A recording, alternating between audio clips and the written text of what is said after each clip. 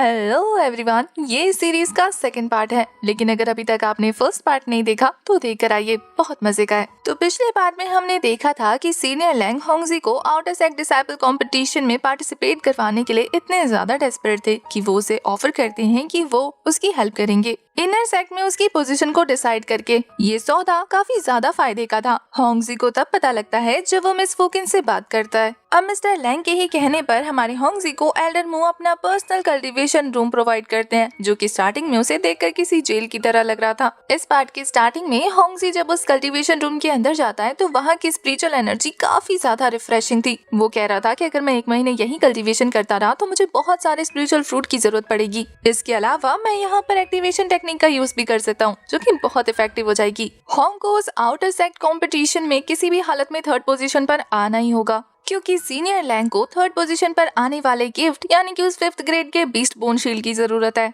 इसी वजह से तो वो होंग की मदद कर रहे हैं। तो वो डिसाइड करता है कि वो एक भी सेकंड वेस्ट नहीं करेगा। अपने पास मौजूद टेक्निक्स बुक्स को बाहर निकालने के बाद वो उन्हें प्रैक्टिस करना शुरू कर देता है। वो तो अपनी प्रैक्टिस में लग गया था। दूसरी तरफ हमें सीनियर लैंग को दिखाते हैं। वो मिस फुकिन को अपनी तरफ से काफी हाई ग्रेड का पिल प्रोवाइड करते हुए कह रहे थे कि उसे भी तो इनर सेक्ट कंपटीशन में पार्टिसिपेट करना है ना, जो 1 महीने बाद होने वाली है, तो उसके लिए उसे ब्रेक थ्रू करना होगा। मिस फुकिन भी उस पिल को लेने के बाद काफी ज्यादा खुश हो जाती है। यहाँ पर सीनियर लैंग को सिर्फ इसी बात की फिक्र होने लगती है कि होंगजी उन्हें डिसअपॉइंट ना करे। दूसरी तरफ हमें होंगजी को दिखाते हैं जो स्विफ्ट मूवमेंट की प्रैक्टिस कर रहा था, वो भी काफी ज्यादा स्पीड में। इस टेक्निक का यूज करते हुए बेचारा बार बार ऊपर से नीचे गिर रहा था और दूर से अपनी पावर की हेल्प से एल्डर मूव्स पर नजर रख रहे थे। वो कहते हैं कि कमाल की बात है, एक आउटर डिसाइपल होने के बाद भी इस लड़के में बहुत ज्यादा हिम्मत है, जो ये सबसे पावरफुल और सबसे कठिन मेथड का यूज करने वाला है, स्विफ्ट मूवमेंट टेक्निक। इसे मास्टर करना आसान नहीं है। वहीं हमारा चालाक होंगजी 2 चीजें ट्राई करता है एक साथ। स्विफ्ट मूवमेंट टेक्निक का यूज करते हुए वो फायर फ्लो टेक्निक का भी यूज कर रहा था,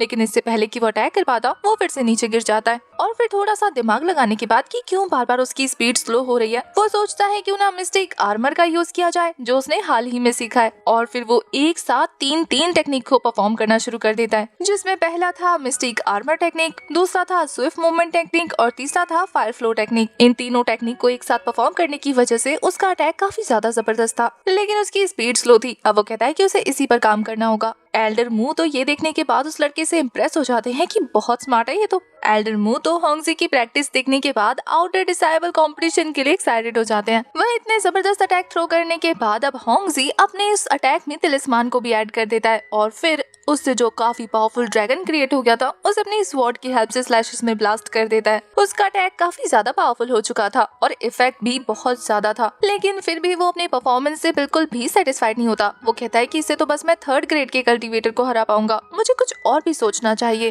तभी लेटे लेटे उसकी नजर उस क्रेन पर पड़ती है, जिसे देखकर उसे चोरों की याद आ गई थी। उन चोरों के पास से भी तो उसने एक टेक्निक बुक हासिल की थी, जो कि 3rd ग्रेड के कल्टीवेटर को आराम से डिफेंड कर सकते हैं। ये सोचकर वो उसकी टेक्निक को मास्टर करना शुरू कर चुका था। तब एक हुवांग नाम का बंदा उस छोटे सर्वेंट के साथ हमारे होंगजी के बारे में ही बात करते हुए तेजी से कल्टीवेशन रूम की तरफ बढ़ने लगता है, ये कहते हुए कि आखिर मास्टर ने इस बार मुझे वो रूम प्रोवाइड क्यों नहीं किया। सीनियर लैंग की वजह से उस होंगजी को ये रूम मिल गया, इसी वजह से मास्टर मुझे अवॉइड कर रहे थे। उसका प्लान था कि वो जाकर होंगजी के साथ फाइट करेगा और फिर देखेगा कि किसको वो कल्टीवेशन रूम मिलना चाहिए। वो अंदर घुसते ही हमारा होंगजी जो कि प्रैक्टिस कर रहा था उस पर एक स्नीक अटैक थ्रो कर देता है। होंगजी ने बड़े आराम से उसके अटैक को डिफेंड कर लिया था। अब ये बंदा खुद को इंट्रोड्यूस करते हुए कह रहा था कि मेरा नाम हुवांग है और मुझे भी ये कल्टीवेशन रूम चाहिए, चलो ड्यूअल बैटल करके देखते हैं। जो जीतेगा वो इस कल्टीवेशन रूम को ओन करेगा। वैसे भी तुम आधे महीने से इसमें प्रैक्टिस कर रहे हो। वो बंदा अपनी बात कंप्लीट करने के बाद अरीना में चला जाता है। होंगजी भी लाइक बात किया और निकल लिया, किस तरीके का इंसान है ये। वैसे हुवांग इसका नाम सुना सुना लग रहा है, लगता है सीनियर सिस्टर ने मुझे इसके बारे में बता रखा है। अब वो यही सोच रहा था कि चलो अच्छा हो गया, मुझे अपनी प्रैक्टिस को टेस्ट करने का मौका मिल गया, मैं इस फाइट को लड़ने जरूर चाहूंगा।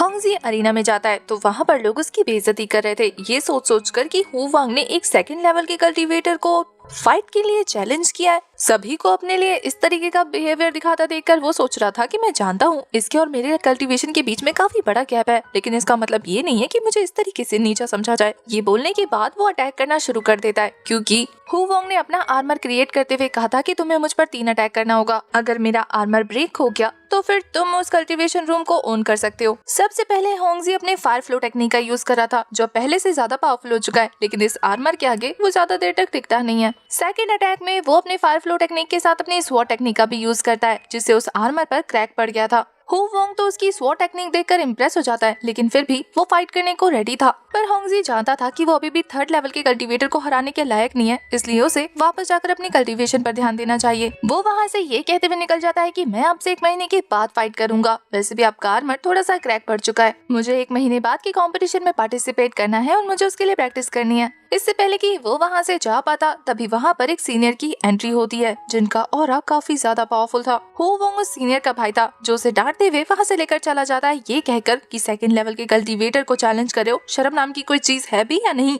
इस बंदे को देखने के बाद होंगजी से पहचान जाता है, इसका नाम हु बुकई है, जो कि सीनियर लैंग का कट्टर दुश्मन है, क्योंकि इन दोनों की कल्टीवेशन लेवल सेम है। अब होंगजी को प्रैक्टिस करना था, तो वो अपना टाइम वेस्ट नहीं कर सकता था, इसलिए वो अपने कल्टीवेशन रूम की तरफ वापस जाने लगता है, जहाँ रास्ते में उसकी मुलाकात सीनियर लैंग से हो जाती है। सीनियर लैंग को वहाँ देखने के बाद होंग हैरान था, पर लैंग को अब तक उसकी ड्यूअल बैटल के बारे में खबर लग चुकी थी। होंगजी ने जिस तरीके से मामले को संभाला, वो कहते हैं कि तुमने काफी अच्छा काम किया, हु वोंग की बेइज्जती भी नहीं हुई और तुमने अपनी स्ट्रेंथ भी शो कर दी। तुम तो मेरी सोच से भी ज्यादा स्मार्ट हो। होंग समझ जाता है कि सीनियर लैंग असल में उसे देखने या अप्रिशिएट करने नहीं आए हैं, बल्कि वो ये चेक करने आए हैं कि कहीं हु बुकई उस पर अटैक ना कर दे, यानी कि होंगजी की उन्हें फिक्र हो रही है। इसके अलावा सीनियर लैंग ने नोटिस कर लिया था कि हमारे होंग की कल्टीवेशन पीक पर पहुंच चुकी है। वो कभी भी 3rd लेवल का कल्टीवेटर बन सकता है, जिसके लिए वो उसे अपने पास मौजूद टेक्निक बुक देते हैं। ये लेकर वो काफी ज्यादा खुश था। उसमें 5 टेक्निक्स थी, वो भी 3rd लेवल की। वो तो खुश हो जाता है। और अब सीनियर लैंग वहाँ से जाते हुए उसे कहते हैं कि उस कॉम्पिटिशन में 100 लोग पार्टिसिपेट करेंगे, इसलिए देख लो तुम्हें किस तरीके से हार्ड वर्क करना होगा। होंग की फाइट के बारे में मिस फोकिन को भी पता लग गया था, पर वो उससे मिलने नहीं जा सकती, क्योंकि अभी उसे अपने कल्टीवेशन पर ध्यान देना था।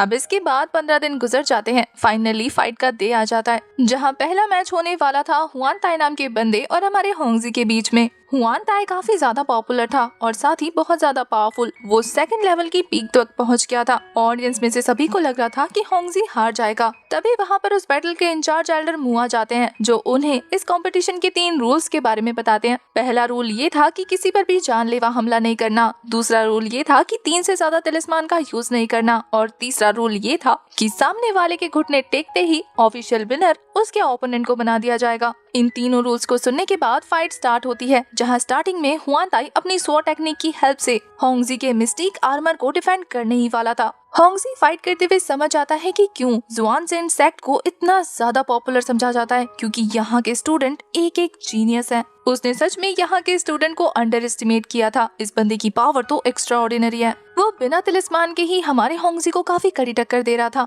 जैसे ही होंगजी का मिस्टिक आर्मर उसकी स्वॉर्ड टेक्निक की हेल्प से ब्रेक हो जाता है, वो फटाफट से अपने पास मौजूद मड बाइटिंग तिलिस्मान को निकालकर उससे अटैक थ्रो कर चुका था। ये देखकर तो सभी उस पर हंसने लगते हैं कि इसने इतनी जल्दी तिलिस्मान का यूज करना शुरू कर दिया। हुआन ताई इससे बचने की कोशिश करने लगता है कि तभी हमारा होंगजी उस पर फायर फ्लो टेक्निक से अटैक कर देता है, और वो भी अटैकिंग तिलिस्मान को कंबाइन करके। उस मड बाइटिंग टेक्निक की हेल्प से वो बंदा बुरी तरीके से फंस चुका था, और अब जैसे ही होंगजी का ये स्पिरिचुअल ड्रैगन उसके ऊपर अटैक करता है, वो बंदा अपने घुटनों के बल आ गया था। 3rd रूल के हिसाब से जैसे ही बंदा अपने घुटने पर आएगा, उसके ओपोनेंट को विनर घोषित कर दिया जाएगा, तो हमारा होंगजी विनर हो जाता है। बच्चे ये देखकर हैरान थे कि हुआन ताई फर्स्ट राउंड में ही हार गया। बच्चे ये सोच रहे थे कि अगर होंगजी के पास तिलिस्मान नहीं होता ना, तो वो भी फर्स्ट राउंड में ही अटका रह जाता। उसे तो उसके दिमाग ने बचा लिया। यहाँ होंगजी भी यही सोच रहा था। होंगजी भी यही सोच रहा था कि आगे से उसे अपने किसी भी ओपोनेंट को अंडर एस्टिमेट नहीं करना। उसे केयरफुली उन्हें देखना है, उसके बाद अटैक प्रिपेयर करना है, वरना इस तरीके से तो वो हार जाएगा। उसे सीनियर लैंग के लिए किसी भी तरीके से 3rd पोजीशन पर आना ही होगा।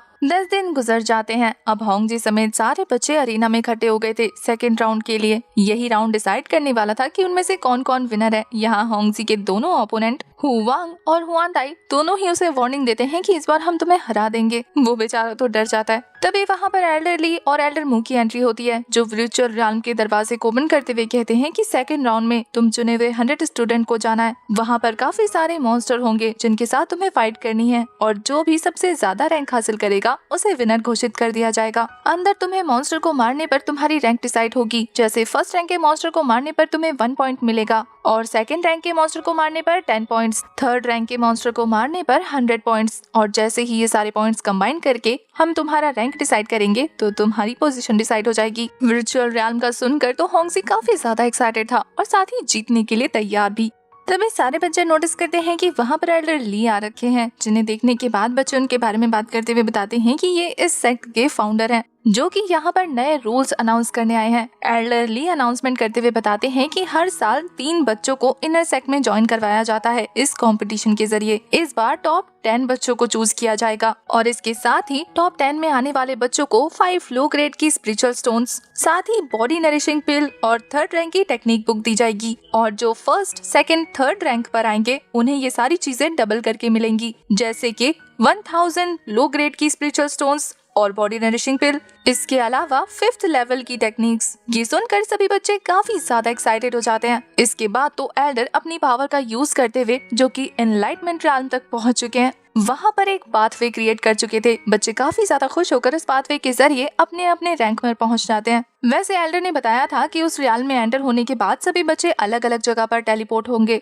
ये सुनकर होंगजी तो खुश हो गया था क्योंकि उसके दुश्मन जो उससे दूर हो जाएंगे। रिचुअल रियल में एंटर होने के बाद होंगजी वहाँ के पेड़ों पे जंप करते हुए आगे बढ़ रहा था। वो तो कहता है कि यहाँ का इल्यूजन सच में कितना ज्यादा रियल है। मैंने तो बहुत ज्यादा रिचुअल गेम खेले हैं पर ये उनसे डिफरेंट है। तभी अलग अलग जगह से बीस्ट के रोर्स करने की आवाज आती है, जिसे सुनकर होंगजी समझ गया था कि लगता है बच्चों ने बीस्ट के साथ फाइट करना शुरू भी कर दिया। उसे जल्दी करना होगा। वहीं दूसरी तरफ हमें हुवांग को दिखाते हैं जो अपनी स्वॉर्ड टेक्निक का यूज करते हुए एक 2nd रैंक के मॉन्स्टर को हरा चुका था और अब उसने 10 पॉइंट्स भी कमा लिए। वो तो खुश हो जाता है। दूसरी तरफ हुआन ताई को दिखाते हैं, उसके पीछे तो 3rd रैंक का मॉन्स्टर पड़ गया था। ये राइनोसोरस उसे अपने हॉर्न से उठा उठा के पटकना शुरू कर देता है। बेचारा चिल्लाते हुए यही कह रहा था कि आते ही सीधा 3rd रैंक के मॉन्स्टर से मुलाकात करवा दी। इतनी बुरी किस्मत भी क्या किसी की होती है। यहाँ होंगी ऐसा था जिसने अभी तक मॉन्स्टर का चेहरा भी नहीं देखा कि तभी उसकी ये मुराद भी पूरी हो जाती है। पीछे से काफी पावरफुल मॉन्स्टर उस पर रॉर करना शुरू कर देता है। इससे पहले कि वो मॉन्स्टर उसे हर्ट कर पाता, वहीं पीछे से जंप करते हुए एक शार्प मेटल स्वॉर्ड एनर्जी का यूज करने लग जाता है, जिससे एक जबरदस्त स्लैश रिलीज होकर उस मॉन्स्टर को बीच में से काटने की कोशिश कर रहा था। एक और पावरफुल अटैक करने के बाद होंगजी ने उस बीस्ट को मार दिया था, जिससे उसे 15 पॉइंट्स मिल जाते हैं। होंगजी ये देखकर हैरान था कि इस रिचुअल वर्ल्ड में सारी फीलिंग्स बिल्कुल असली हैं, जैसे कि उसकी पावर का कंजम्पशन, बीस्ट के अटैक करने पर दर्द भी रियल हो रहा था, लेकिन उसकी बॉडी नकली है, बाकी सारी फीलिंग असली है। शायद ये स्टूडेंट की सेफ्टी के लिए बनाया गया था। उसे ये गेम काफी पसंद आता है। अब वो यही सोच रहा था कि उसने 15 पॉइंट्स तो कमा लिए हैं, अब बस उसे अपने कॉम्पिटिटर्स की नजरों से बचते हुए बीस्ट पर अटैक करना होगा, वरना तो मौका मिलने पर वही उसे दबोच कर उसे मारकर उसका पॉइंट्स छीन लेंगे। होंगजी तो अपनी तारीफ करते हुए कह रहा था कि वो तो पहले से ही प्रो गेमर है। इस रिचुअल गेम में तो उसे और भी ज्यादा मजा आ रहा है। इन लोगों को दिखाना पड़ेगा कि असली गेमर आखिर दिखता कैसा है। तभी होंगजी को एहसास होता है कि कोई पीछे से उस पर अटैक करने के लिए आ रहा है, तो वो मड टेक्निक का यूज करते हुए उस बंदे को ट्रैप करके अपनी स्वॉर्ड टेक्निक से उसे मार डालता है। अरे सिर्फ रिचुअल गेम में मारता है, इससे उस बंदे का इल्यूजन डिस्ट्रॉय होगा, वो बंदा थोड़ी मरेगा। उस बंदे के इल्यूजन के डिस्ट्रॉय होते ही उसके पॉइंट्स हमारे होंगजी को मिल जाएंगे। वो सोचता है कि क्यों ना इसी तरीके से बेवकूफ बकरों को फंसाया जाए, तो वो काफी सारे लोगों को अपनी पावर दिखाकर अटैक करता है और फिर उन्हें मार मार कर अपनी पॉइंट्स बढ़ाने लग जाता है। पर 2nd रैंक के कल्टिवेटर्स को मारते हुए उसने अभी तक सिर्फ 80 पॉइंट्स ही कलेक्ट किए थे, जो कि उसके हिसाब से बहुत कम है।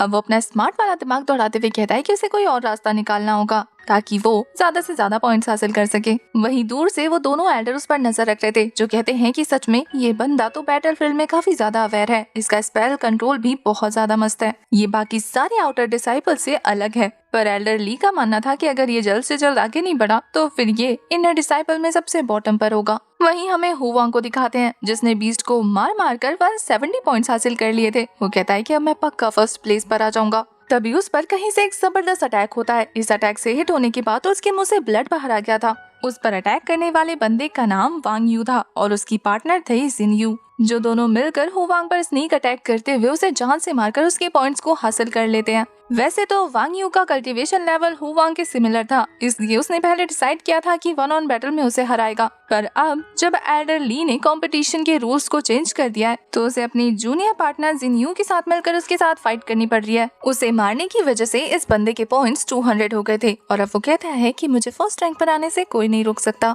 ये सब दूर से एल्डर्स भी देख रहे थे कि किस तरीके से ये बंदा चालबाजी कर रहा है। वहीं हुवांग जब रिचुअल वर्ल्ड से बाहर आता है तो उसका भाई हुबई, जो कि काफी ज्यादा गुस्से में था, वो अपनी स्पीड का यूज करते हुए उसके पास आकर उसके कान मरोड़ने लगता है। वो तो कह रहा था कि भैया गलती हो गई, माफ कर दो, पर उसका भाई कहता है कि तुझे तो पीटने की जरूरत है, कितनी बार सिखाया था। एल्डर्स ये देखकर हंसने लगते हैं कि इसका भाई इतना बड़ा जीनियस और ये कितना बड़ा लल्लू है। फाइटिंग टेक्निक्स तो अच्छी है, लेकिन फाइट करते करते ये भूल गया कि ओपोनेंट्स भी अटैक कर सकते हैं। दूसरी तरफ हमें हुवांग को दिखाते हैं जो एक ही अटैक में 3 डिसाइपल्स को मार देता है। उन्हें मारने के बाद अब इसके पास 120 पॉइंट्स हो गए थे। वो तो कहता है कि इन लोगों ने बीस्ट के साथ फाइट करते करते अपनी स्पिरिचुअल एनर्जी इतनी खत्म कर ली कि मैंने बड़े आराम से इन्हें मार दिया। वो तो अपनी बातों में बिजी था कि तभी एक 3rd रैंक का मॉन्स्टर जोर से उसके पीछे आकर रॉर करना शुरू कर देता है। उसे देखने के बाद वो होंगजी पे मुस्कुराते हुए कि क्या सही टाइम पे आए हो तुम, और फिर वो अपनी फायर टेक्निक अपने स्वॉर्ड में रिलीज करते हुए एक जबरदस्त स्लैश लगा देता है और फिर फायर फ्लो टेक्निक में तिलिस्मान को कंबाइन करते हुए फिर से अपने स्पिरिचुअल ड्रैगन को समन कर लेता है। ये दोनों ही अटैक इतने ज्यादा जबरदस्त थे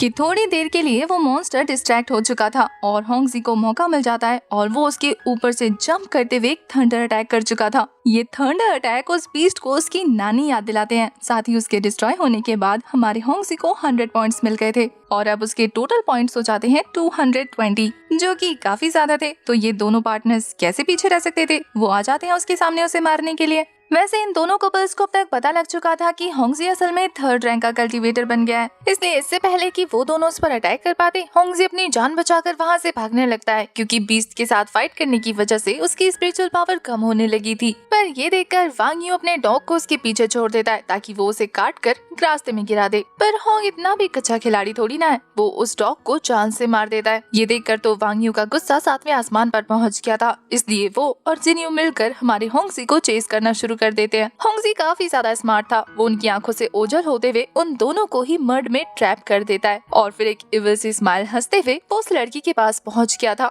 जो ये देखकर कि अब उसकी जान खतरे में है, होंगजी को सीड्यूस करना शुरू कर देती है। पर वो तो ये कहते हुए उसे जान से मार देता है कि सॉरी मिस, अभी आपको जाना होगा, रास्ते में मुलाकात करूंगा। उस लड़की के मरते ही हमारे होंगजी को 100 पॉइंट्स मिल जाते हैं और अब इसकी कल्टीवेशन आधी से भी कम हो चुकी थी, इसलिए वो कुछ 2nd लेवल के कल्टीवेटर्स के पास जाकर छुप गया था। होंगजी ने वहाँ इसलिए शेल्टर लिया था क्योंकि उसे पता था कि ये 2nd रैंक के डिसाइपल्स उसके ओपोनेंट को थोड़ी देर के लिए डिस्ट्रैक्ट कर देंगे, तब तक उसे कल्टीवेशन करने का मौका मिल जाएगा जिससे उसकी स्पिरिचुअल पावर वापस आ जाएगी। होता भी बिल्कुल ऐसा ही है। वांग यून कल्टीवेटर्स के सामने आ जाता है, जो उसे देखकर अपना अपना वेपन बाहर निकाल लेते हैं। मामला काफी ज्यादा ठंडा था, वहाँ पर गर्मी बढ़ाने के लिए होंगजू एक स्नीक अटैक करते हुए दोनों जुटों के बीच में लड़ाई लगा चुका था। उन लोगों को आपस में लड़ता देखकर इसे मजा आने लगता है। फाइट करते हुए वांग यू ने अपनी पावर की हेल्प से इन तीनों कल्टीवेटर को तो मार दिया था, लेकिन उसकी स्पिरिचुअल एनर्जी काफी कम हो जाती है और फिर बस इसी मौके का फायदा उठाते हुए हमारा हीरो सबसे पहले तो अपनी स्वॉर्ड टेक्निक से उसे डिस्ट्रैक्ट करता है और फिर पीछे से स्नीक अटैक करके उसे जान से मार देता है। हमारा हीरो तो अकेले ही इस जैसे 100 पर भारी है। सभी डिसाइपल्स एक एक करके बाहर आ गए थे।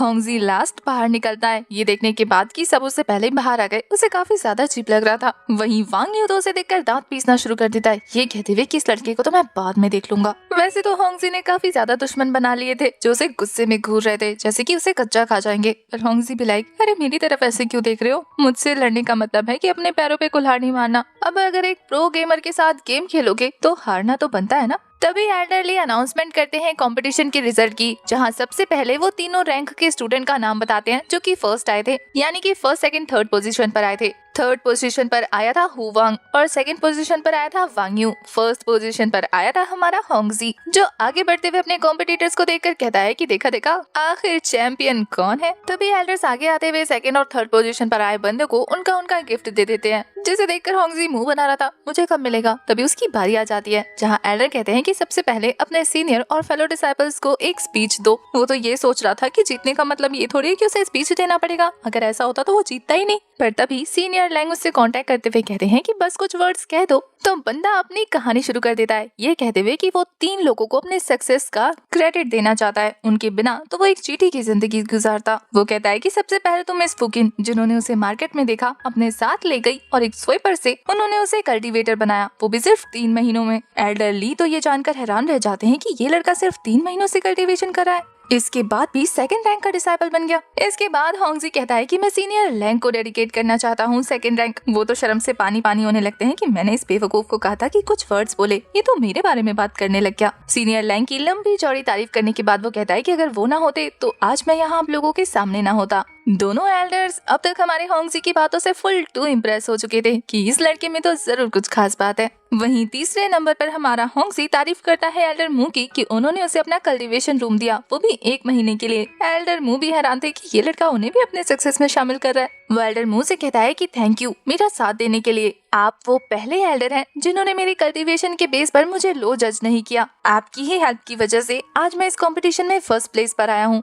एल्डर मू भी एक पल को उसकी तारीफों से शर्मा जाते हैं। वैसे होंगजी का टैलेंट देखने के बाद एल्डर ली और एल्डर मू दोनों ही आपस में लड़ने लगते हैं कि कौन उसे अपना डिसाइपल बनाएगा। ये देखकर तो होंगजी के कल्टीवेटर जलने लगते हैं और सीनियर लैंग मुस्कुराने लगते हैं। फाइनली एल्डर ली बातों में जीतते हुए होंगजी को अपना डिसाइपल बनने पर मजबूर कर देते हैं। वो कहते हैं कि मुझे डेली कितने सारे महंगे पिल्स और आर्टिफैक्ट संभालने पड़ते हैं। हमारे यहाँ लोगों की कमी है, इसलिए मुझे तुम जैसे समझदार बंदे की जरूरत है। गोल्डन जेड हॉल जाने के नाम से ही हमारा होंगजी इमेजिन करने लगता है कि वो spiritual fruit, spiritual tokens, coins, pills के बीच में खेलेगा, यानी कि उस पर इन सारी चीजों की बारिश होगी, बारिश। थोड़ा दिमाग लगाने पर वो कहता है कि इन सारी चीजों का यूज करने के बाद तो मेरी कल्टीवेशन लेवल एकदम से बूस्ट हो जाएगी, तो मैं उसे ज्वाइन कर लेता हूँ। अब होंगजी को एल्डर उसका गिफ्ट देते हैं, जिसमें उसे वो बोन शील्ड भी मिल जाती है जो कि सीनियर लैंग को चाहिए थी। उसके अलावा भी होंगजी को अपनी पोटली में कुछ और महसूस हो रहा था, पर एल्डर ली टेलीपैथी का यूज करते हुए उससे कहते हैं कि मैं जानता हूँ तुम्हारा ये शील्ड तुम अपने सीनियर को देने वाले हो, क्योंकि ये तुम्हारे यूज के लिए नहीं है, तो इसलिए मैंने तुम्हारी पोटली में कुछ और भी रखा है। इसे सबके सामने शो मत करना, अकेले में जाकर देखना।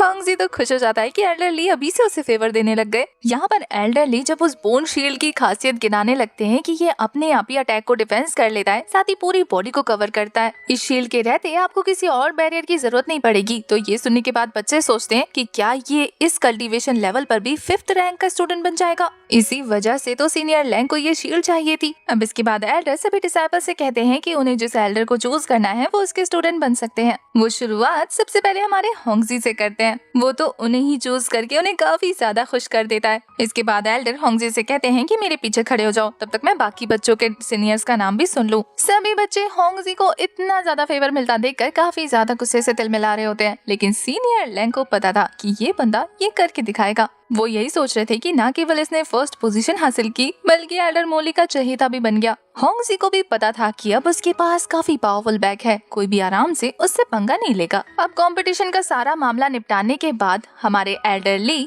होंगजी को लेकर गोल्डन जेड हॉल की तरफ रवाना हो जाते हैं। वो पवेलियन काफी ज्यादा बड़ा था। एल्डर ली कहते हैं कि तुम यहाँ पर रहकर कल्टीवेशन करके अपनी कल्टीवेशन को इम्प्रूव कर सकते हो, आज से यही तुम्हारे रहने की जगह है। एल्डर होंगजी को बताते हैं कि तुम बुक स्टोर पे जाकर वहाँ से बुक लेकर कल्टीवेट कर सकते हो, साथ ही पिल्स हॉल में जाकर पिल्स ले सकते हो। स्पिरिट बीस्ट हॉल में जाकर वहाँ से काफी पावरफुल बीस्ट गैदर कर सकते हो अपनी सहूलियत के हिसाब से। इसके अलावा अगर तुम्हें आउटर ट्रेनिंग करनी हो तो तुम जाकर अपने लिए कोई भी मिशन चूज कर लेना, लेकिन ऐसा करने से पहले एक बार मुझसे परमिशन ले लेना, क्योंकि मैं तुम्हारा एल्डर हूँ। होंगजी समझ गया था। एल्डर कहते हैं कि अब फर्स्ट पोजीशन हासिल करने की वजह से मैंने तुम्हें 1000 लो ग्रेड स्पिरिट स्टोन दिए हैं और साथ ही 2 कल्टीवेशन पिल्स भी। ये तुम्हारी कुछ दिन की कल्टीवेशन के लिए इनफ होगा। जैसे ही तुम्हारे रिसोर्सेज खत्म हो आकर मुझसे ले लेना। पर यहाँ एल्डरली बातों बातों में ये भी बता देते हैं कि ये सेट की प्रॉपर्टी है, तो वो अंधाधुन होंगजी पर नहीं खर्च कर सकते, उन्हें हिसाब से उसे देना होगा। होंगजी समझ आता है कि अगर फ्यूचर में उसे रिसोर्सेज चाहिए तो उसे हार्डवर्क करना होगा। यहाँ एल्डरली कहते हैं कि बताओ तुम्हें मुझसे कौन सी टेक्निक सीखनी है, वेपन रिफाइनिंग, टिलिस्मान मेकिंग या फिर पिल रिफाइनिंग। होंगजी काफी चालाकी से अपनी बात रखते हुए कहता है कि उसे तो तीनों टेक्निक सीखनी है, तीनों ही काफी काम की हैं। एल्डर उससे खुश होते हुए उसे एक बुक पकड़ाकर कहते हैं कि इस बुक को रीड करके मुझे वापस कर देना, काफी ज्यादा खास है।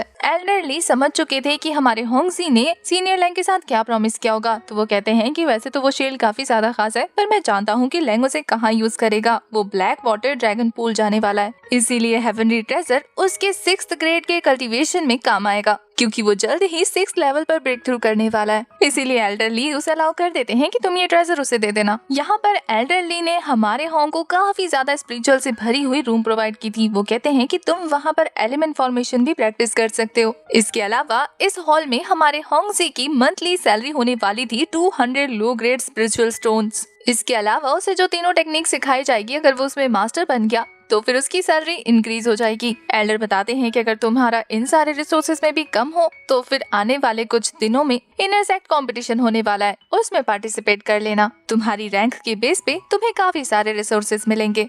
एल्डर ली लाइब्रेरी रूम में जाते हैं, जहाँ से भागकर छोटी बच्चियां हमारे होंगजी से मिलने आती हैं। वो दोनों खुद को हमारे होंगजी से इंट्रोड्यूस कराते हुए कहती है कि मेरा नाम छोटी मू है और मेरा नाम छोटी यिंग, और होंगजी उनका 7th सीनियर ब्रदर है। एल्डर ली से होंगजी को पता लगता है कि ये दोनों ऑफिशियल डिसाइपल्स नहीं है, बल्कि ये काफी ज्यादा क्यूट और मैनर्स वाली हैं, इसलिए इन्हें यहाँ पर अपॉइंट कर दिया गया है। होंगजी उन दोनों बच्चों को खुश करने के लिए उन्हें स्पिरिचुअल फ्रूट ऑफर करता है, वो भी काफी ज्यादा खुश हो जाती हैं। एल्डर ली बताते हैं कि तुमने तो इन दोनों की दुखती नस पकड़ ली, ये दोनों खाने की बड़ी शौकीन है, अगर तुम इन्हें ऐसे ही खिलाते रहे ना तो फिर ये तुम्हारा काम करती रहेंगी। एल्डर वहाँ पर बैठ जाते हैं और एक एक करके उनके सारे डिसाइपल्स वहाँ आकर होंगजी से मिलते हैं, जहाँ मोटे वाले सीनियर का नाम जियांगजी था और वाइट वाले सीनियर का नाम लिu लियांग था। दोनों ही काफी ज्यादा मिलनसार और पोलाइट बंदे थे। यहाँ पर जब सीनियर जियांग अपनी पावर रिलीज करते हैं तो होंगजी को पता लगता है कि ये कितने ज्यादा पावरफुल हैं। वो तो डर के मारे मास्टर के पीछे छुप जाता है कि कहीं उसकी पिटाई ना लगा दे। एल्डर ली बताते हैं कि जियांग थोड़ा गुस्से का तेज है, इसलिए बात बात पर अपनी पावर रिलीज करना शुरू कर देता है। ये आर्टिफैक्ट क्राफ्ट करता है, इसलिए तुम्हें किसी भी चीज की जरूरत हो तो तुम इससे ले लेना। जियांग तो मुंह बनाते हुए कह रहा था कि एल्डर मेरे बारे में इतनी डिटेल उसे क्यों दे रहे हैं, पर होंगजी भी लाइक मुझे देने की क्या जरूरत है, मैं तो खुद हासिल कर लेता हूँ,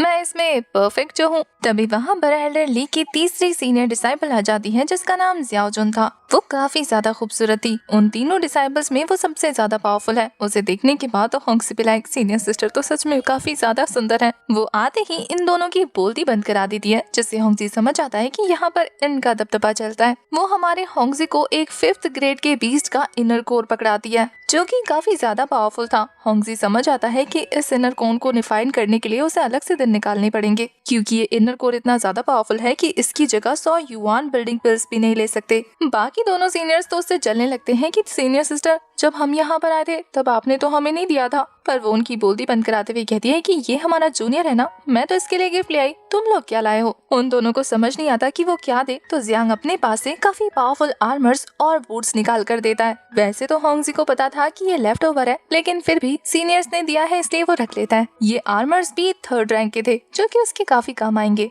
दूसरी तरफ लिu लियांग हमारे होंगजी को पकड़कर कहता है कि तुम एक काम करना, मेरे पास आना, मैं तुम्हें और भी कमाल के आर्टिफैक्ट दूंगा। पर एल्डर तो उसकी पोल खोलते हुए कहते हैं कि ये आर्टिफैक्ट अच्छा नहीं बनाता, ये तो तिलिस्मान मास्टर है, इसके तिलिस्मान सच में काफी ज्यादा पावरफुल होते हैं। ये सबसे पहले 5th रैंक के बीस्ट को पकड़ता है और फिर उनके ब्लड से अपने तिलिस्मान को रेडी करता है। तो तुम इससे तिलिस्मान ले लेना। बेचारे का मुंह छोटा हो जाता है। एल्डर ली के कहने पर होंगजी उन सभी को थैंक यू बोलता है, साथ ही उसका साथ देने को कहता है। यहाँ पर एल्डर कहते हैं कि अब जब तुम सभी मिल चुके हो तो फिर मैं तुम्हें समझा दूं कि तुम्हें होंगजी का ख्याल रखना है। और वो होंगजी से कहते हैं कि फ्यूचर में तुम्हें किसी भी चीज की कोई भी जरूरत हो तो इन चेहरों से कह देना, और अगर ये तुम्हें ना बता पाए तो चुपचाप मेरे पास आ जाना। अब एल्डर के पास से वापस आने के बाद लिu लियांग अपने पालतू बीस्ट को काफी बुरी तरीके से ट्रीट करते हुए कहता है कि सो क्यों रहे हो, उठ के रास्ता चेंज करो। उसने अपने पालतू बीस्ट का नाम जियांग रखा था। ये सुनकर तो सीनियर ब्रदर जियांग गुस्सा करते हुए कहते हैं कि क्या तुमने इसका नाम मेरे नाम पे रखा है। वो तो कहते हैं कि नहीं, आपको सुनने में गलती हुई होगी। इसके बाद तो सीनियर ब्रदर लिu लियांग हमारे होंगजी को अपने साथ ले जाते हुए कहते हैं कि बताओ इसमें से जौन सा बीस्ट तुम्हें पसंद है वो चूज कर लो, वो आज से तुम्हारा होगा। होंगजी अभी भी कंफ्यूज था कि वो किसी बीस्ट को अगर लेकर जाएगा तो उसे कंट्रोल कैसे करेगा, पर सीनियर लिu लियांग बताते हैं कि तुम उसके साथ मास्टर सर्वेंट कॉन्ट्रैक्ट कर सकते हो, इससे वो तुम्हारा सर्वेंट बन जाएगा और तुम उसके मास्टर। फिर तो जैसा जैसा तुम उस बीस्ट को करने को कहोगे वो वैसा वैसा ही करेगा। इसके अलावा काफी और कॉन्ट्रैक्ट्स हैं जो तुम बीस्ट के साथ कर सकते हो। होंगजी तो उन कॉन्ट्रैक्ट्स के बारे में सुनकर कहता है कि ये तो सच में काफी ज्यादा है। पर यहाँ सीनियर सिस्टर जियाओजुन भी हमारे होंगजी से एक बात कहती है कि याद रखना, जब तक तुम अपने बीस्ट से पावरफुल नहीं रहोगे तब तक वो तुम्हें ओबे नहीं करेंगे।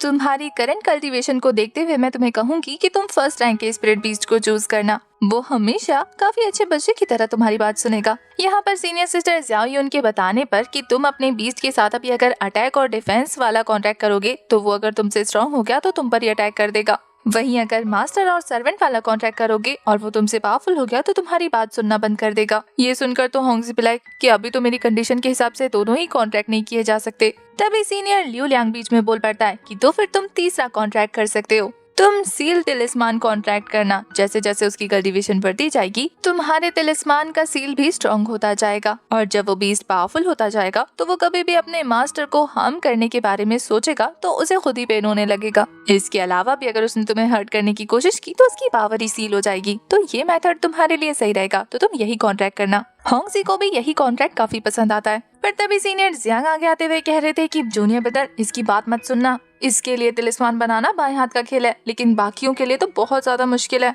पर लिu लियांग हमारे होंगजी को रिलैक्स रहने को कहता है कि मैं तुम्हारे लिए तिलिस्मान बना दूंगा, बस तुम बीस्ट चूज करो। इन लोगों की बातों ने तो होंगजी को इतना कंफ्यूज कर दिया कि उसे समझ ही नहीं आता कि उसे क्या करना चाहिए। होंगजी फिर से लिu लियांग से कहता है कि क्या आप मुझे चूज करके दे सकते हैं कोई अच्छा सा बीस्ट, क्योंकि मैं यहाँ पर नया हूँ और मुझे चीजें पता भी नहीं है ना। वो नहीं चाहता था कि वो कोई बेकार सा बीस्ट चूज कर ले जिसके पास कोई पावर ही ना हो। इसके बाद तो सीनियर लिu लियांग हमारे होंगजी के कहने पर उसे अलग अलग तरीके के बीस्ट दिखाने लगते हैं, जहाँ पहले नंबर पर बारी आती है फियर बीस्ट की, जो सच में काफी ज्यादा पावरफुल था। उसके बाद बारी आती है मून वॉल्फ की, जिसकी स्पीड और स्ट्रेंथ सच में अमेजिंग थे। उसके बाद बारी आती है मिरर इमेज स्पिरिट कैट की, जो कि काफी सारे सोल अटैक्स कर सकती है। इन सारे बीस्ट को देखने के बाद होंगजी डिसाइड करता है कि उसे कौन सी वाली चाहिए, क्योंकि उसके पास ज्यादा पैसे नहीं है जो वो बड़े बड़े बीस्ट को हैंडल कर सके। इसलिए वो अपना मन बनाते हुए कहता है कि सीनियर, मुझे ये मिरर इमेज स्पिरिट कैट चाहिए। लियो लैंग के बताने पर कि ये बहुत तेजी से अपनी कल्टीवेशन को ग्रो कर सकती है, तुम इसे ज्यादा देर तक होल्ड नहीं कर पाओगे।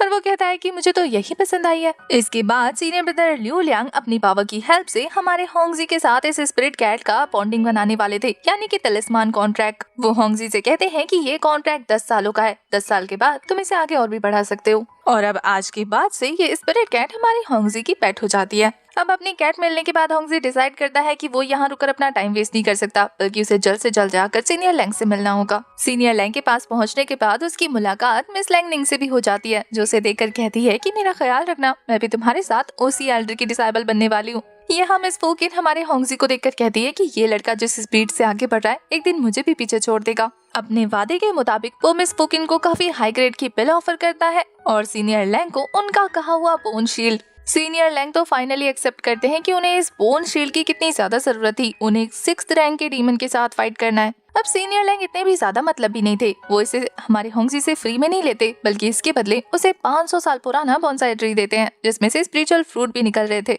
वैसे यहाँ हमारी मिस फोकिन को पता लग जाता है कि होंगजी इनर सेक्ट में उनसे ज्यादा पोजीशन होल्ड करता है, इसलिए वो चाहती है कि वो उसके साथ अच्छे रिश्ते बना के रखे। वैसे तो सेक्ट से बाहर वो उसका सर्वेंट है, लेकिन यहाँ तो वो उससे ज्यादा अच्छा है ना, पोजीशन और रेपुटेशन के मामले में। यहाँ पर सीनियर लैंग भी आने वाले कंपटीशन के बारे में बताते हैं कि इनर सेक्ट में होने वाले कंपटीशन में जो बंदा जिस रैंक पर आएगा उसे उस रैंक के हिसाब से रिसोर्सेज मिलेंगे, जिसे हर महीने एक हाई ग्रेड की पिल चाहिए। इसी कंपटीशन में मिस फुकिन भी पार्टिसिपेट करने वाली थी, तो सीनियर लैंग उन्हें भी मोटिवेट करने लगते हैं कि तुम भी अपना बेस्ट देना। अब सीनियर लैंग होंग को ऐसा ना करने को कहे, ऐसा हो सकता है। वो होंग से कहते हैं कि तुम भी इस कंपटीशन में पार्टिसिपेट करना, तो वो फटाफट मान जाता है। अपने रूम में वापस जाने के बाद होंग को वहाँ पर वो दोनों छोटी बहनें नजर आती हैं। उन्हें देखने के बाद वो कहता है कि मैं तुम्हारे लिए फ्रूट्स लेकर आया हूँ, आज से जब भी खाना हो मेरे पास आ जाना। वो तो उसकी चहेती बन जाती है। वैसे वो इन दोनों लड़कियों को फ्रूट्स खिलाते हुए इनसे इन्फॉर्मेशन निकालने वाला था। वो इनसे कहता है कि क्या तुम किसी गार्डनर को जानते हो जो कि पेड़ को ग्रो कर सकता है। पहले तो वो उन दोनों से पूछता है कि तुम दोनों को आता है। उनमें से एक कहती है कि नहीं, मैं तो आर्टिफैक्ट में अच्छी हूँ। दूसरी कहती है कि मैं तो पिल्स रिफाइनिंग में अच्छी हूँ। पर वो दोनों एक ऐसे सीनियर ब्रदर को जानती है जो कि पेड़ को ग्रो कर सकता है। होंगजी सुनकर हैरान था कि अब ऐसा कौन सा सीनियर ब्रदर आ गया जिसके बारे में उसे नहीं पता। वो उससे मिलना चाहता था, तो छोटी मुँह कहती है कि मैं अभी उसे बुलाती हूँ, और फिर वो अपने पास मौजूद तिलिस्मान का यूज करते हुए 3 तक काउंट करती है। तभी वहाँ पर एक ओल्ड मैन दौड़ता दौड़ता पहुँच जाता है। वो काफी ज्यादा खुश होकर इन दोनों बच्चियों से मिल रहा था। होंग को इस ओल्ड मैन के बारे में काफी सारी चीजें पता लगती है, जैसे कि इनका नाम लू हैंग है और ये काफी अच्छे गार्डनर है। इतने सालों से वो दोनों एल्डर के अंडर ही काम करते आ रहे हैं। उन्हें इस सेक्ट में रहते हुए 20 साल हो चुके हैं। 20 साल सुनने के बाद होंग समझ आता है कि इन्हें काफी ज्यादा एक्सपीरियंस होगा। इसका मतलब ये है कि वो अपने पेड़ को इन्हें हैंड ओवर कर सकता है। होंग चाहता था कि सीनियर लू हांग उसके पेड़ को बड़ा करे, जिसके लिए काफी सारी स्पिरिचुअल एनर्जी देनी थी। अब वो कल्टीवेटर होने के नाते फाइट करने वाला था, तो वो इतनी एनर्जी नहीं दे सकता, जिसके लिए सीनियर लू होंग मान जाते हैं। पर वो कहते हैं कि मैं तुम्हारे साथ ही रहूंगा, बदले में तुम मुझे थोड़े से स्पिरिचुअल फ्रूट प्रोवाइड कर देना, मैं तुम्हारा गार्डनर बन जाऊंगा, वो भी परमानेंटली। इतनी बड़ी रिस्पॉन्सिबिलिटी उन्हें देना होंगजी को थोड़ा अजीब लग रहा था। तभी वो दोनों छोटी लड़कियां कहती हैं कि ये अपने काम में बहुत अच्छे हैं। अगर इन्होंने आपके स्पिरिचुअल पेड़ का ख्याल रखा तो फिर ये आपको हर हफ्ते काफी सारा स्पिरिट फ्रूट देंगे, जिसके लिए लू हैंग रेडी थे। तो होंगजी ये कहते हुए उनसे चला जाता है कि मैं इनर सेक्ट कंपटीशन में पार्टिसिपेट करने वाला हूँ। तब तक आप मेरे कोर्टयार्ड में रहते हुए यहाँ की स्पिरिचुअल एनर्जी का यूज करके कल्टीवेशन कर सकते हैं और साथ ही मेरे पेड़ का ख्याल रख सकते हैं। वो दोनों छोटी लड़कियां भी जिद करते हुए कहती है कि क्या हम भी यहाँ आकर कभी भी आकर फ्रूट खा सकते हैं। होंगजी मान जाता है और लू होंग अपने काम में लग जाते हैं, जहाँ वो वाटर टेक्निक का यूज करते हुए उस पेड़ को ग्रो करने लगे थे। उनके थोड़ी सी ही स्पिरिचुअल पावर यूज करने की वजह से उस पेड़ में काफी सारे फ्रूट लग जाते हैं। अब ये देखकर कि उसने किसी अच्छे हाथों में अपने प्लांट को पकड़ा है, वो कल्टीवेशन करने चला जाता है, क्योंकि नेक्स्ट डे उसे कंपटीशन में जाना था। नेक्स्ट डे सभी बच्चे अरीना में इकट्ठे हो जाते हैं। फिर से एल्डर ली और एल्डर मू ही उन सभी के इंचार्ज थे। एल्डर सभी बच्चों को वहाँ देखने के बाद कहते हैं कि रूल्स बिल्कुल वैसे ही हैं जैसे आउटर गेट के टाइम पर थे। फिर से उन सभी को वर्चुअल रियल में जाना होगा और बीस्ट को मारना होगा, लेकिन इस बार इस रियल में 4th और 5th रैंक के बीस्ट भी हैं, जहां 4th रैंक के बीस्ट को मारने पर उन्हें 1000 पॉइंट्स मिलेंगे और 6th रैंक के मॉन्स्टर को मारने पर उन्हें 10,000 पॉइंट्स मिलेंगे। एल्डर बताते हैं कि पूरे ट्रायल रियल में सिर्फ 4th ही 6th रैंक के बीस्ट हैं।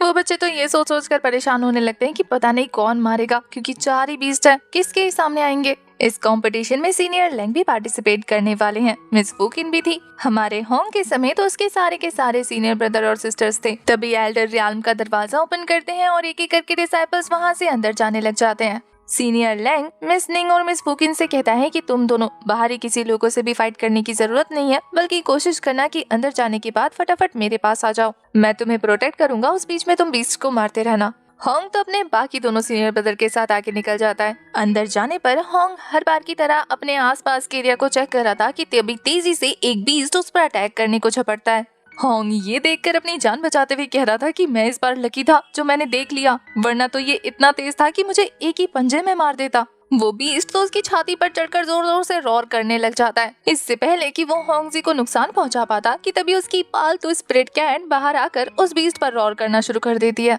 बाहर से होंगजी को ये दोनों एल्डर्स देख रहे थे। उस स्पिरिट कैट को देखने के बाद एल्डर मुंह काफी ज्यादा हैरान होते हुए कहते हैं कि तुम्हारा ये डिसेबल तो सच में कमाल का है। इसने एक स्पिरिट कैट को चूज किया है जो कि 3rd लेवल की कल्टीवेशन पर पहुंचने के बाद 6th रैंक के डिफेंसिव स्पिरिट आर्टिफैक्ट को मैच कर सकती है। मानना पड़ेगा, तुम्हारी चॉइस काफी अच्छी है। एल्डर ली तो बहुत ज्यादा प्राउड फील कर रहे थे, लेकिन साथ ही उन्हें होंगजी की फिक्र हो रही थी कि अगर वो कैट जल्दी से रिएक्ट नहीं करता तो फिर होंगजी फर्स्ट में ही मारा जाता।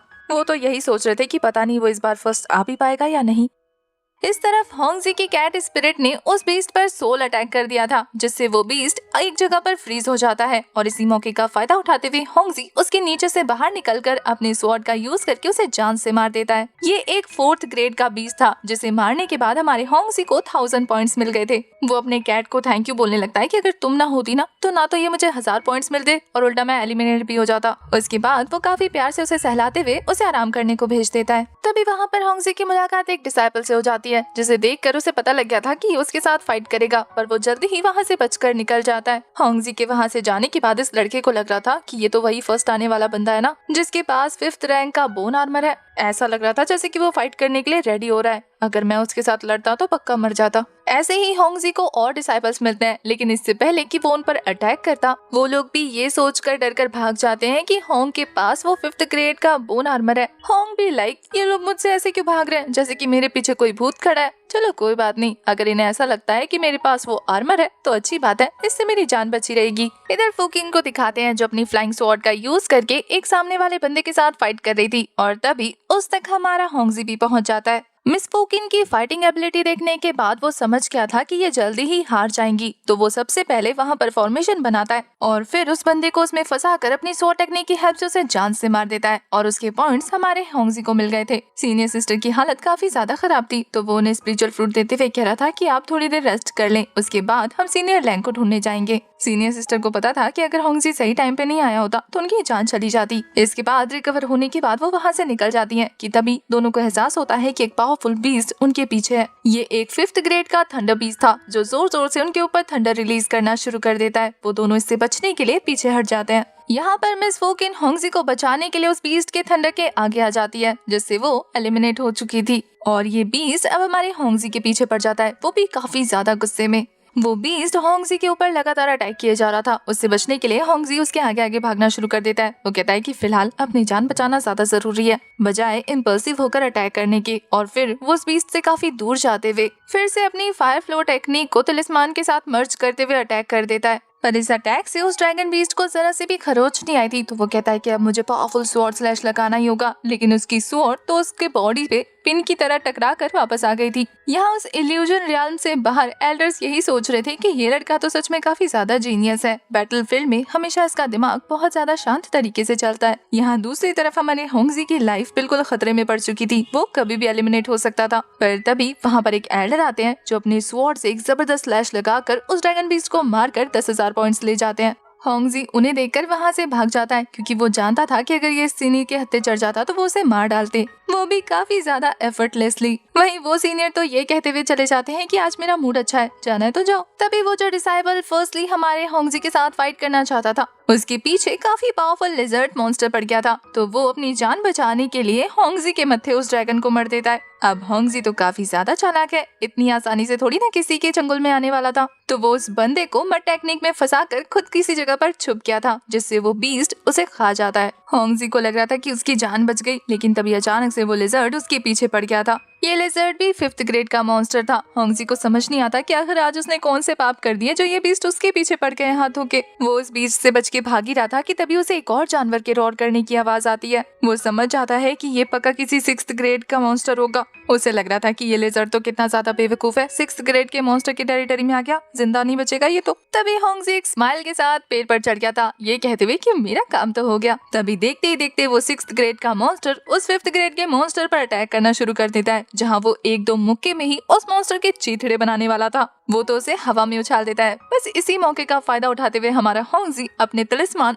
और अपने वेपन को निकाल कर अटैक थ्रो कर देता है, जिससे अब इस मॉन्स्टर के मरने के बाद 10,000 पॉइंट्स उसके हो जाते हैं। अब तक उस बियर 6th ग्रेड के मॉन्स्टर की नजर हमारे होंगजी पर पड़ जाती है। होंगजी वहाँ से बच के जाने की कोशिश ही कर रहा था कि ये मॉन्स्टर एक ही स्लैश में उसे वहाँ से एलिमिनेट कर देता है। वापस आने के बाद होंगजी यही सोच रहा था कि वो मॉन्स्टर कितना ज्यादा अमेजिंग है, एक ही सांस में मुझे उड़ा दिया। दूसरी तरफ ये दोनों एल्डर सोच रहे थे कि ये लड़का सच में बहुत ज्यादा स्मार्ट है, बहुत मतलब बहुत ज्यादा। इसने सीरियस सिचुएशन का फायदा उठाया और इससे फायदा भी बना लिया। इसकी सर्वाइविंग एबिलिटी किसी 4th ग्रेड के कल्टीवेटर से भी ज्यादा है। यहाँ मिस फुकिन भी हमारे होंगजी की तारीफ करने लगती है। वो तो कहता है कि बस मेरी किस्मत अच्छी थी और कुछ नहीं। तभी अनाउंसमेंट होती है कि सीनियर लैंग ने 2 6th ग्रेड के मॉन्स्टर को मार डाला। ये सुनकर तो होंगजी इम्प्रेस हो जाता है कि सीनियर लैंग कितने ज्यादा पावरफुल है, उन्होंने 2 6th ग्रेड के मॉन्स्टर को मार डाला। हमें पता लगता है कि 2nd पोजीशन पर आने वाला बंदा और कोई नहीं बल्कि हमारे होंगजी का सीनियर लियो लैंग है। फर्स्ट पर तो आपको पता ही लग गया। हमें पता लगता है कि होंगजी 25th रैंक कर चुका है, इसलिए उसे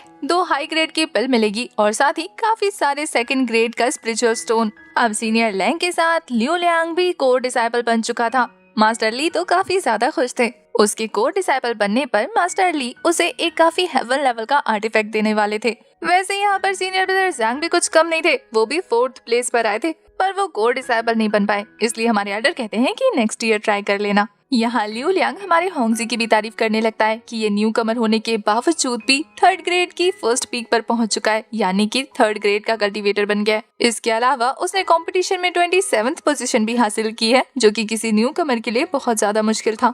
एल्डर ली काफी ज्यादा खुश थे, इसलिए वो अपने सारे डिसाइपल्स से कहते हैं कि मैं तुम्हें एक एक स्पिरिचुअल वेपन दूंगा, इसलिए चूज कर लेना अपने लिए अच्छा सा वेपन। होंगजी कहता है कि अगर आपके पास स्पिरिचुअल वेपन हो ना तो आपकी कल्टीवेशन और पावर दुगनी बढ़ जाती है, पर इस तरीके के हैवी स्पिरिचुअल पावर वाले वेपन को हैंडल करना बहुत ज्यादा मुश्किल है, जो कि सिर्फ स्वांजन सेक्ट के डिसाइपल्स को ही मिलता है। होंगजी को खोया हुआ देखकर सीनियर जाओ से छिड़ते हुए कहती है कि तुम शायद भूल रहे हो मास्टर को थैंक यू बोलना है। उसे परेशान देखकर मास्टर समझ जाते हैं कि ये पक्का अपनी कल्टीवेशन को लेकर परेशान हो रहा होगा, तो मास्टर कहते हैं कि चिंता मत करो, जब तक ये वेपन तुम्हारे पास है और तुम ज़ुआनजन सेक्ट के डिसाइपल हो तब तक किसी के अंदर हिम्मत नहीं होगी तुम पर अटैक करने की, इसलिए बिना सोचे समझे इस वेपन को लो और अपनी कल्टीवेशन को 5th ग्रेड तक अप कर दो।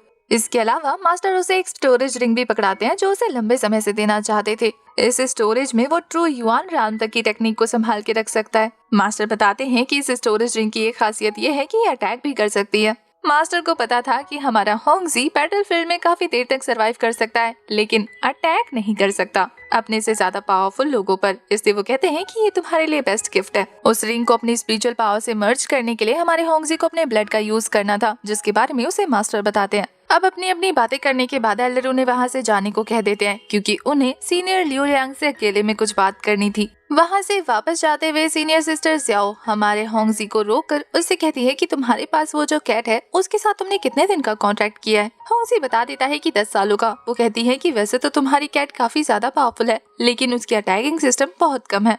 मैंने जो तुम्हें पिल दी थी क्या तुमने उसे रिफाइन कर लिया? वो तो कहता है कि टाइम ही नहीं मिला। तो सीनियर सिस्टर कहती है कि ठीक है, फिर उसे अपने कैट के साथ शेयर करना, इससे तुम्हें भी फायदा होगा। वो तो यही सोच रहा था कि कैट को पालने के लिए भी रिसोर्सेज की जरूरत पड़ती है क्या। घर जाने के बाद वो अपने कैट को उस कोर को खिलाने के ट्राई करा था। उसकी कैट तो झटके से ही थोड़ा सा खा लेती है और फिर देखते ही देखते फ्लाई करते हुए ब्रेक थ्रू कंप्लीट कर लेती है। होंगजी को यकीन नहीं होता उसकी कैट ने इतनी जल्दी ब्रेक थ्रू कर लिया। अब वो सेकंड रैंक पर पहुंच गई है। अब वो अपनी कैट को वापस भेजकर कहता है कि मुझे अपनी कल्टीवेशन पर ध्यान देना होगा। इसके बाद वो अपने पास मौजूद बॉडी नरिशिंग पिल को एब्जॉर्व कर लेता है, जिससे देखते ही देखते उसकी बॉडी काफी ज्यादा स्पिरिचुअल पावर को गैदर करना शुरू कर देती है। एक ही पिल से उसकी कल्टीवेशन इतनी ज्यादा हाई हो जाती है कि वो अर्ली स्टेज से मिडिल स्टेज पर पहुंच जाता है। अब उसे पता लग गया था कि क्यों सीनियर सिस्टर फूकिन इतनी तेजी से कल्टीवेशन कंप्लीट कर रही थी, क्योंकि उसे ये नरिशिंग पिल जो मिल रही थी। वो तो सोच रहा था कि अगर हर महीने इस तरीके की एक पिल मिलेगी तो उसकी कल्टीवेशन तो काफी तेजी से ऊपर जाएगी। अर्ली मॉर्निंग होंगजी जब जाकर अपने पेट को चेक करता है तो वो तो फलों से लदा हुआ था और काफी ज्यादा बड़ा हो चुका था। उसके सीनियर ब्रदर जियांग भी वहाँ पर पहुँच जाते हैं। वो तो अपने गार्डनर और सीनियर ब्रदर दोनों को कहता है कि आपको जितने खाने आप खा सकते हैं, इसके अलावा मुझे थोड़े से पैक करके दे दीजिए, मुझे किसी को गिफ्ट देना है। बेचारे सीनियर ली तो खुशी के मारे नाचने लगे थे। वो तो हमारे होंगजी के पाँव पकड़ते हुए कहते हैं कि तुम बहुत ज्यादा अच्छे हो।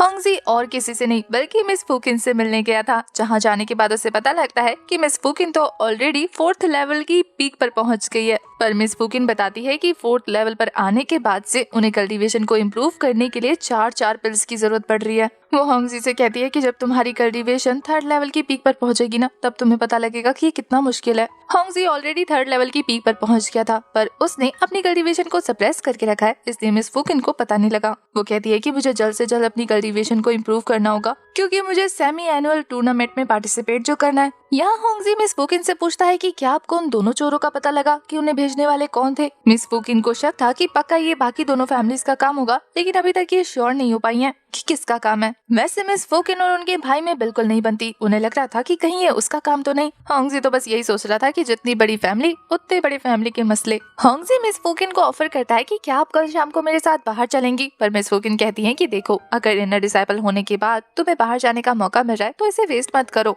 वरना तुम्हारे मास्टर के सामने तुम्हारी इमेज खराब हो जाएगी। अगर तुम्हें बाहर जाना ही है तो फिर तुम अपने लिए टास्क ले लो। टास्क के बारे में तो होंगजी को मिस्टर ली ने भी बताया था और उसे फाइनली याद आ जाता है। यहाँ मिस फूकिन बताती है कि असल में वो जो dark in black lotus collect करने गई थी वो भी उसका दिया हुआ एक मिशन ही था। उसी की वजह से तो उन्हें बाहर जाने का मौका मिला था। मिस फूकिन उसे बताती है कि अगर अब तुम अपने दिए हुए मिशन को कंप्लीट करोगे तो तुम्हें कंट्रीब्यूशन पॉइंट्स भी मिलेंगे, जिन्हें तुम एक्सचेंज करके किसी भी तरीके का ट्रेजर खरीद सकते हो या फिर किसी भी तरीके की कल्टीवेशन टेक्निक सीख सकते हो। होंगजी की तो आंखें चमक जाती है और अब वो किसी तरीके का मिशन लेने के लिए रेडी था। जब होंगजी मिशन लेने जाता है तो उसकी मुलाकात उसी बंदे से होती है जो उसे 2 बार मारने की कोशिश कर चुका था। इस बंदे का नाम सीनियर जियाओ है। वो होंगजी को वहाँ पर मिशन लेता हुआ देखकर कहता है कि तुम अभी भी 3rd रैंक पर हो, अपनी कल्टीवेशन इंप्रूव करने की बजाय तुम मिशन लेने आए हो। उसे गुस्से में देखने के बाद तो बच्चे यही सोच रहे थे कि पता नहीं आज सुबह से ये इतना ज्यादा गर्म क्यों हो रखा है। असल में तो इस जनाब को हमारे होंगजी से प्रॉब्लम है। वो बार बार उसे इस बात का एहसास जो चलाता है कि वो कितना ज्यादा कमजोर है। 4th रैंक पर होने के बावजूद भी होंगजी हर चीज में उससे बेहतर है। ये सारी बातें तो होंगजी को भी पता थी, इसलिए वो मुस्कुराने लगता है। पर बच्चे उसके बारे में भी गलत सोचते थे कि ये सीनियर मुंह के कहने पर इतना उड़ रहा है, अगर इसके एल्डर इसके साथ ना होते तो इसको अच्छा मजा चखाते बच्चे। पर होंगजी तो इस बंदे से काफी पोलाइटली बात करते हुए कह रहा था कि मैं 3rd ग्रेड का कोई मिशन लेने आया हूँ, क्या आप मुझे कुछ सजेस्ट कर सकते हैं। वो तो होंगजी को धक्का मारते हुए गुस्से में वहाँ से निकल जाता है। तभी वहाँ पर एक और सीनियर से हमारे होंग की मुलाकात होती है, जिन्हें देखने के बाद वो पहचान जाता है कि ये तो डिसिप्लिन हॉल के बाहर खड़े थे और साथ ही इन्होंने कंपटीशन के दौरान एक 5th ग्रेड के मॉन्स्टर को भी हराया था। उसे समझ नहीं आता कि इन्होंने कंपटीशन में मुझे जाने दिया और अभी मुझसे हंस के बात कर रहे हैं, आखिर इनके इंटेंशन क्या है। वो सीनियर हमारे होंगजी से कहते हैं कि तुम यहाँ पर मिशन लेने आए हो ना। मैं बता दूं, एक गांव के बाहर एक मॉन्स्टर देखा गया है जो काफी सारे लोगों पर हमला कर रहा है। काफी सारे आउटर सेक्ट के डिसाइपल्स भी वहाँ पर गए हैं और वो अभी तक वापस नहीं आए। तुम वैसे भी इनएक्सपीरियंस्ड हो तो इस मिशन को संभाल लो, जो कि लुओ सिटी के ही आसपास है। होंगजी इस मिशन के लिए रेडी था। वो सीनियर फेंग तो उसे स्माइल पास करते हुए वहाँ से चले जाते हैं। ये बंदा तो सोच रहा था नफरत समझ आती है, लेकिन लोग मुझे इस तरीके से देखकर हंसते हैं ना तो बड़ा खराब लगता है, क्योंकि अभी तक सीनियर फेंग के इंटेंशन इस बंदे को समझ नहीं आए ना। इसके बाद सीन शिफ्ट होता है और हमें फूकिन के भाई को दिखाते हैं। हमें पता लगता है उसकी बातों से कि उन दोनों चोरों को इसी ने भेजा था और उसके साथ इस काम में शामिल है लॉर्ड याओ,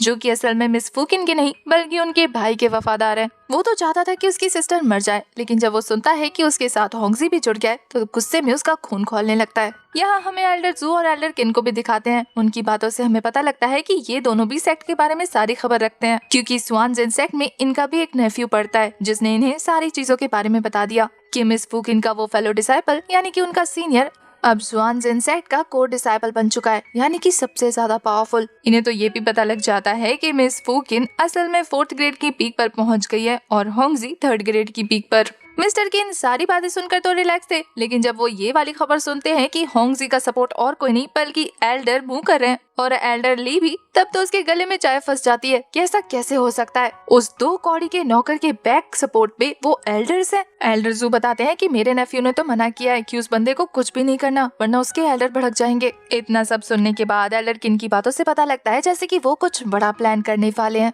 होंगजी अपने मिशन के लिए बाहर आया था तो वो जियोन टाउन का चक्कर लगाना नहीं भूलता। वहाँ उसे देखने के बाद उसका दोस्त डैनियल काफी ज्यादा खुश हो जाता है। मिस लूका और मिस चोंग भी उसे जुआन जेनसेट के बारे में सवाल करने लगती हैं, जैसे कि वो लोग उसे वहाँ देखने के बाद काफी एक्साइटेड थे। होंग तो उन दोनों के लिए भी 500 साल पुराने ट्री का वो फ्रूट लेकर आता है, जिसे देखकर वो खुश हो जाती हैं। होंगजी डैनियल से कहता है कि क्या तुम यहाँ खुश हो या फिर तुम मेरे साथ जुआन जेनसेट जाओगे। वो तो कहता है कि मैंने लड़की पसंद कर ली है और मैं उसके साथ यहाँ पर बहुत खुश हूँ। अपने दोस्त की सेटिंग का सुनकर होंगजी भी उसे छेड़ने लगता है कि क्या बात है। डैनियल उस लड़की को होंगजी से मिलाने के लिए काफी ज्यादा एक्साइटेड था, इसलिए वो भागकर उस लड़की को लेने चला जाता है। होंगजी भी यही सोच रहा था कि अब जब ये लड़की ढूंढ चुका है तो फिर मैं इसे अपने साथ कल्टीवेशन के रास्ते पर नहीं ले जा सकता। पर वो मिस लूका और मिस चोंग से कहता है कि क्या आप दोनों चलेंगी। मिस लूका तो कहती है कि क्या तुम्हें हम कल्टीवेटर्स लगती है, अगर ऐसा लगता है तो फिर ठीक है, हम चलने को तैयार है। होंगजी को असल में अपने लिए 2 सर्वेंट्स चाहिए थे। वो कहता है कि अगर ये दोनों मेरे साथ चलेंगी तो लाइफ कितनी आसान हो जाएगी ना। मैं एक से तिलिस्मान बनवाऊंगा और दूसरी से बिल रिफाइन करवाऊंगा, मजा आ जाएगा। अब तक डैनियल भी अपनी गर्लफ्रेंड दिखाने ले आया था, वो भी काफी ज्यादा खूबसूरत थी। उन्हें देखने के बाद ये खुश हो जाता है और इसी ब्यूटीफुल से सीन के साथ हमारा ये वाला पार्ट हो जाता है खत्म। आपको एक्सप्लेनेशन कैसी लगी कमेंट करके जरूर बताना, और अगर आगे भी इसके एपिसोड्स चाहिए तो वो भी कमेंट करके बताना, भर भर के कमेंट करना। Next video